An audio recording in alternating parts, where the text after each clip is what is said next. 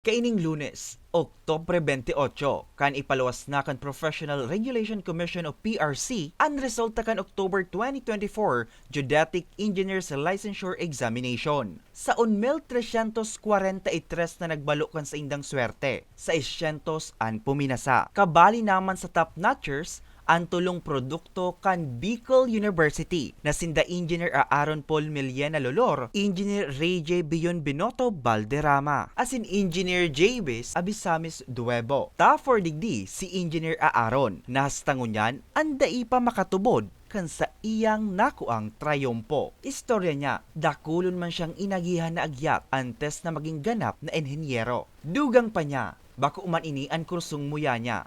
Alagad sa paglihis kan panahon, naukudan niya ining kuguson.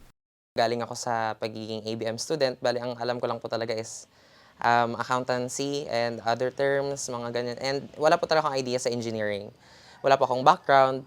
So parang sa time na papasok pa lang po ako sa Bicol University as a geodetic engineering student, parang nanghina na ako noon. Sabi ko parang ang hirap naman ipagpatuloy yung path na to since wala din naman talaga akong background doon. Pero yun po, pinagpatuloy ko na lang din po, nilakasan ko na lang yung loob ko, then nag-prepare na lang din po ako sa kung ano man yung dadating na challenges sa pag-aaral ko po.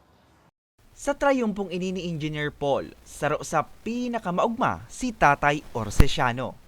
Proud as a parents.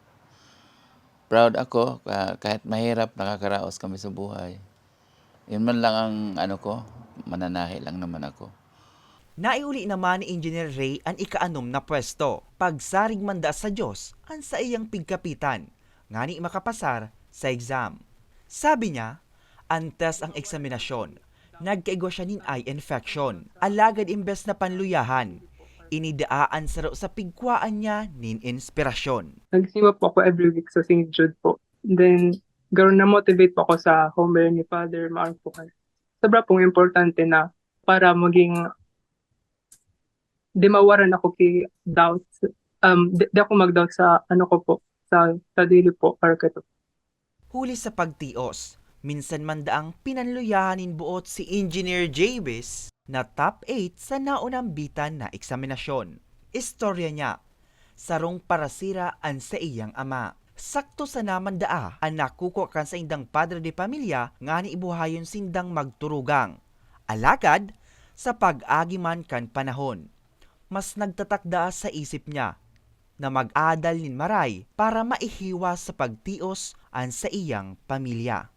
Sobrang hirap po kasi syempre bukod po sa nag-aaral ka po and may gusto ka po i-maintain na grades, maabot po talaga sa dagdagan po baga sa isip na habang nag-aaral ka, maisip ka na lang po, saan po kukuha ng ganitong amount. Pero ang naging magayon po duman, sa kada problema ko po talaga, tigdara ko lang po talaga siya sa Panginoon. Nag-aapaw man ang namamatean na kaugmahan ni Tatay Diego para sa trayumpukan sa iyang aki na si Engineer Jabes na trayumpo niya man bilang magurang. Tagumpay ni Jabes bilang engineer, nagtapas siya. So yan ay katunayan na yan ay pagpapala na aming hinihingi na nangyari. So ang aking kagalakan ay sobra-sobra. Kumbaga higit sa aking katauhan at doon lumakas pa ang aking pananampalataya sa Diyos.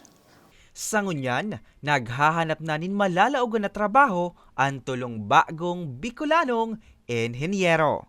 Para sa mga baretang Tatak Bicol, Hercules Barbacena.